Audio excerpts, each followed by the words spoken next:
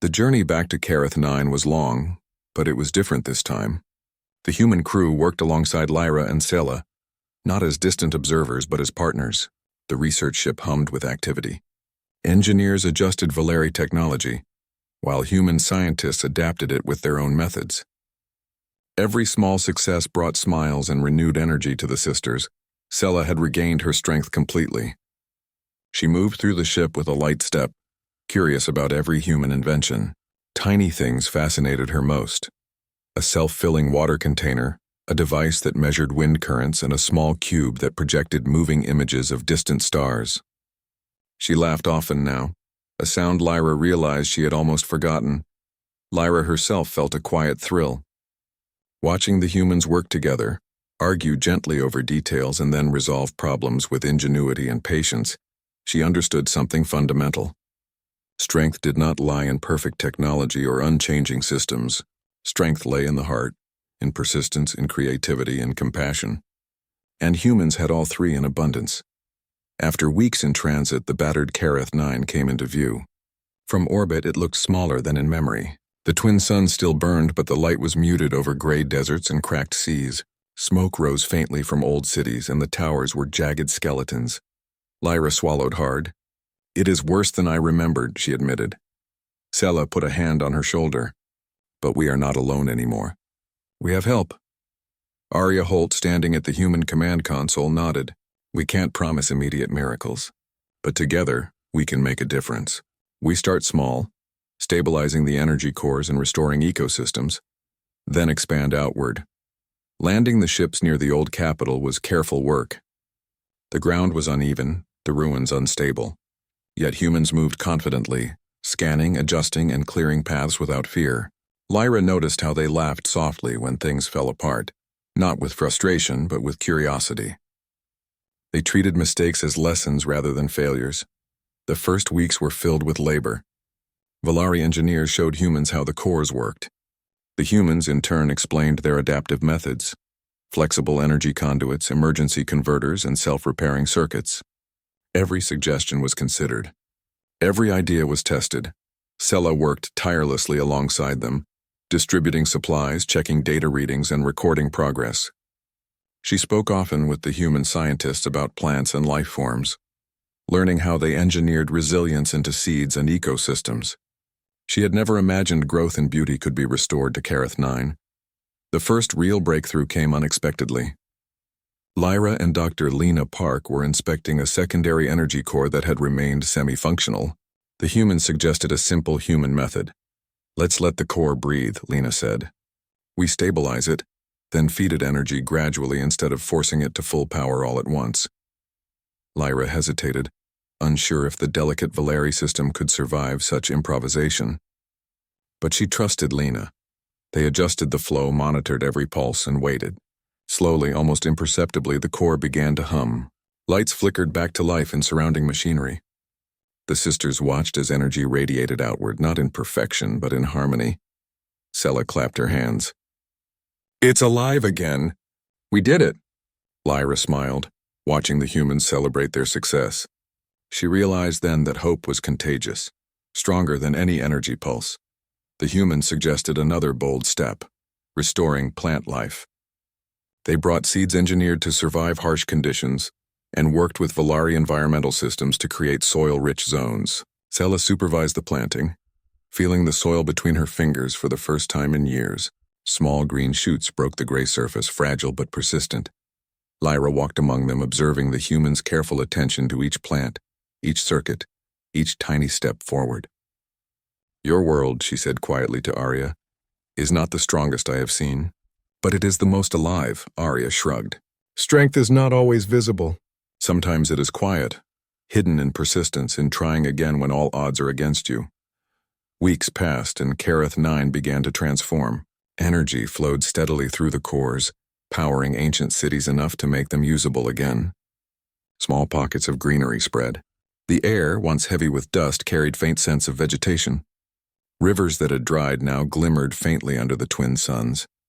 Sela discovered joy in teaching humans some of the Valeri techniques for manipulating light and energy. In return, she learned to laugh at human improvisations, creating light shows and small levitation experiments with playful mistakes. It was a joy neither species had expected. Lyra spent her days coordinating efforts, translating human suggestions into Valari systems and vice versa. One evening, she looked out over the capital city, lights twinkling like constellations on the surface of a tired planet. She saw children, human and Valari together, running along repaired streets, their laughter echoing in the valleys. "I never imagined this," she murmured. Sela came beside her, brushing dirt from her silver cloak. "Nor I, but it feels right. This is how it should have been." The humans had their own challenges, of course. Machines broke, ideas failed, and storms sometimes damaged the fragile new growth. But they met every problem with resilience. Lyra watched as they brainstormed, tried again, and encouraged each other. Even in failure, there was celebration, a reminder that effort itself was valuable. Months passed. The main city, once a ruin, was alive again. Homes were restored, streets cleared, and energy systems stabilized. Lyra and Sela walked through areas that would have been uninhabitable before. Children played in light-filled plazas. Humans and Valari shared lessons, art, and stories. Lyra realized something astonishing.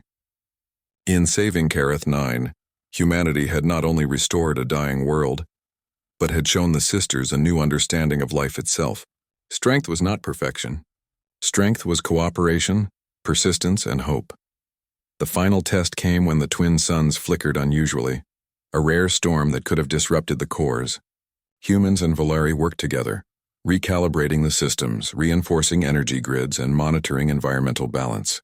For hours they labored, sweat and focus etched on every face.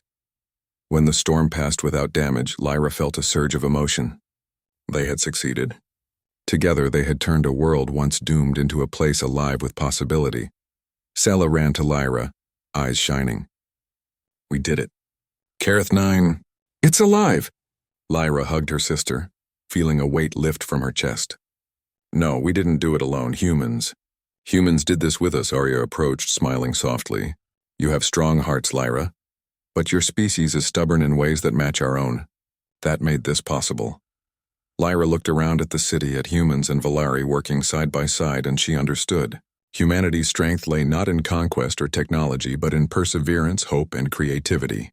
It was a lesson she would carry for the rest of her life, and one she would teach her people when they returned to the stars. Sela, ever curious, leaned on a rail overlooking the central plaza. "Do you think other species can learn from humans too?" Lyra smiled. "Perhaps, if they pay attention. But humans are special. They remind us that even when a world seems lost, life can be restored. That hope can exist anywhere, if you are willing to try." The Valari sisters worked with the humans for many months, ensuring every system was stable, every area restored, and every life supported. When the time came for the humans to depart, Lyra and Sela stood at the launch site watching the ships rise into the sky. "Will we see them again?" Sela asked softly. Lyra nodded. "I think we must. Humanity is too remarkable to forget, and now they are part of our world, part of us." As the ships disappeared into the stars, Lyra turned to Sela and looked at the restored city, now glowing softly under the twin suns. Children laughed, water sparkled, plants swayed in gentle winds, and the once silent towers hummed with energy. For the first time in centuries, Kareth 9 was alive. And Lyra knew this life would endure, because humans had shown them the most important lesson of all. That life, no matter how fragile or broken, could always find a way, if someone cared enough to try. Sela took her sister's hand. "Then let us try too. Let us make sure our people never forget what we learned." Lyra smiled, heart full. "Yes, and let us teach them hope, just as the humans taught us." Above them, the twin suns shone brighter than before, and in that light Lyra understood that life, no matter how far it had fallen, could always rise again. The stars were listening, and humanity's quiet, enduring courage echoed across them all. The twin suns of Kareth 9 burned dim over a dying city. Once it had been the capital of the Valari Union, a proud alien civilization known for its shining spires and endless knowledge. Now the towers were cracked and hollow, their glass surfaces reflecting nothing but dust and silence. Two sisters walked through the empty streets, their long silver cloaks dragging across the ground. The older one, Lyra, held a small data crystal close to her chest. The younger Sela stumbled behind her, weak from hunger and fear. Their world had been falling apart for years, eaten from within by the slow decay of their energy cores. Every attempt to save them had failed. Lyra was the last envoy of her kind, still trying to find help beyond the stars. But the galaxy had grown quiet. The great alliances had turned away from Kareth 9, calling it a lost cause. Even the mechanical empires who once traded for Valari wisdom had ceased their communications. There was only one place left to turn: humanity. The very name made Sela's lips tremble. "You can't mean it, Lyra," she whispered as they reached the old starport. "The humans? They are primitive. Their machines are crude. They fight among themselves. They can't even cross their own galaxy properly." Lyra looked back at her sister, her eyes calm but shining with a kind of fragile hope. "Perhaps. But they endure. They always have. Do you remember the archives? The wars they survived, the worlds they built from ash? Every other species that faced destruction faded away. But the humans, they rebuilt. Again and again." Sela hugged her thin arms around herself. "But they are so strange, so unpredictable. What if they laugh at us?" Lyra smiled softly. "Then let them laugh. At least we will be heard." Their ship was old, held together by cables and prayer. The drive flickered uncertainly as Lyra powered it up. She set a single coordinate into the nav system: Sol, third planet, Earth. As the engines came alive, Sela closed her eyes. She had heard the old stories of humans with their fierce emotions and soft faces, their endless appetite for art and chaos. The Valari had always thought themselves above such things. But now that arrogance had nothing left to feed on. The ship trembled and rose into the sky, cutting through the thin clouds of their dying atmosphere. Below them, Kareth 9 shrank to a sphere of fading light, its oceans long gone, its fields turned to dust. The voyage took weeks through the dark. Sela slept most of the time, her body too weak to do much else. Lyra spent the hours staring at the stars, thinking of the humans she had seen in archived transmissions. Their eyes, she noticed, were never empty. Even when they suffered, they carried a kind of spark that refused to go out. When they finally reached the solar system, Earth was unlike anything they had expected. It was alive, truly alive, blue and green and white, wrapped in storms and oceans that pulsed with color. For the first time in many years, Lyra felt something close to wonder. Sela woke and pressed her face to the viewport. "It's beautiful," she breathed. "Yes," Lyra said softly. "And so noisy. Listen." The ship's receivers filled with thousands of signals, music, laughter, voices, languages. A planet full of chaos and harmony all at once. They tried to contact Earth's orbital stations, sending coded greetings and requests for diplomacy. For days there was no answer. Then at last a calm voice came through their speakers. "This is Commander Arya Holt of the United Earth Coalition. Identify yourselves." Lyra's voice was steady. "I am Envoy Lyra of the Valari Union. We come in peace. We come seeking help." There was a pause. Then the human voice replied, cautious but not unkind. "Help with what?" Lyra hesitated, glancing at her sister, who sat pale and silent beside her. "With survival." The humans allowed them to land on a floating base above the Pacific Ocean. The structure gleamed silver under the sunlight, its surface rippling with solar panels. When the ship touched down, Lyra expected to see soldiers, armored, grim, suspicious.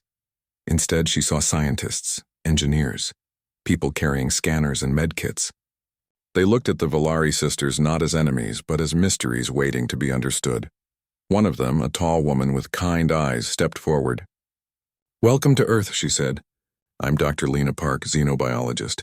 You must be exhausted." Sela blinked, confused. "You are welcoming us?" Lena smiled. "Of course. You've come a long way. Whatever your reason, you're guests here." They were taken to a clean white room with soft lights and food. Sela hesitated before eating, afraid it would harm her. But Lyra tasted it first and found it surprisingly good. Warm, rich, full of life. For the first time in months, they felt safe. Over the next few days, the humans asked questions. They scanned the sisters' ship, studied their language, and listened to Lyra's story. She explained the collapse of Kareth 9, the energy decay, The failed reactors, the slow death of their world. Arya Holt listened carefully. So your civilization relied entirely on those cores for power? Yes, Lyra said. They were our heart. We thought we had perfected stability, but we were wrong. When the cores began to degrade, we tried to replicate them, but the process failed. We lack the resources now even to attempt repairs. Arya exchanged a look with her team. We don't have your technology, but we've dealt with energy collapse before. Fusion disasters, solar system shortages. We adapt, Sela frowned. But your methods are crude compared to ours. How can you? Arya cut her off gently. Because we try. And we fail. And then we try again. That's what we do. Lyra watched the human commander's face. There was no pride there, only quiet determination. Something about that expression made Lyra feel small and oddly safe. The humans proposed to send an expedition to Kareth 9 to study the cores directly. Lyra was shocked. You would risk your people for us? Arya shrugged. We've done worse for less. Maybe we can help, maybe we can't. But if another world is dying, we're not going to just watch. Sela stared at her. Why? You gain nothing. Because, Arya said simply, we remember what it's like to be desperate. That night, Lyra stood by the observation window, looking down at Earth's surface. She saw cities glowing like constellations, connected by ribbons of light. She saw ships moving through the skies, satellites orbiting in silence. Humanity was noisy, chaotic, but alive in every sense. Sela came up beside her. Do you think they can save us? Lyra didn't answer immediately. I don't know, but they want to. And sometimes that is the difference between life and extinction. The next morning, the Valari sisters joined the humans aboard a research ship bound for Mars orbit, where the humans kept their advanced laboratories. The scientists studied Valari technology, while Lyra observed human machines, clumsy perhaps, but full of creativity. Sela began to change too. The humans treated her kindly. They taught her to laugh, to eat properly, to rest. One technician even built her a small music device that played gentle earth melodies. She listened to it endlessly, as though the sound itself was healing her. Lyra noticed something else. Wherever the humans went, they carried small plants, tiny green leaves in transparent cubes. When she asked, Lena smiled. They keep us grounded. Remind us of home, plants. On Kareth 9, nothing green had grown for decades. When Lyra told her this, Lena didn't speak. She just offered Lyra one of the cubes. Then take this one. For your ship. So your home can see something living again. Lyra accepted it, her hands trembling. That night she dreamed of Kareth 9, covered in fields of green. She dreamed of laughter instead of silence, of children running under the twin suns. She woke with tears in her eyes. As days passed, the humans' research showed progress. They discovered that the Valari cores decayed because of an imbalance in quantum flow, something humans had long avoided by using flexible systems instead of perfect ones. Lyra listened as Arya explained. You built your technology to last forever, but forever doesn't exist. We build ours to break so we can rebuild it better. Lyra understood then. Perfection had doomed her people. Humanity's imperfection had saved theirs. Sela grew stronger each day, her once weak frame filled with energy and laughter. She told Lyra, maybe they are not as strange as we thought. Maybe they are what we needed to become. Lyra smiled. Maybe. Before the research was complete, a message came from the United Earth Council. They had approved a joint mission, human and Valari, to restore Kareth 9. Lyra stood on the command deck beside Arya as the approval came through. You didn't have to do this, Lyra said quietly. Arya looked out at the stars. No one has to do anything. But we choose to. The words echoed in Lyra's mind long after. When she returned to her quarters, she looked at the small plant glowing softly under artificial light. It was fragile yet alive, just like humanity. She realized that in all her travels across galaxies, she had never truly understood the meaning of strength. It wasn't power or perfection. It was persistence. It was hope. And humans, strange as they were, had more of it than any species she had ever known. Sela was asleep when Lyra covered her with a blanket. The music box hummed softly, playing an earth lullaby. Lyra sat down beside her, whispering into the quiet. Rest, little one. The humans will help us. They always find a way. Outside the viewport, Earth turned slowly in a bright, living world full of impossible courage.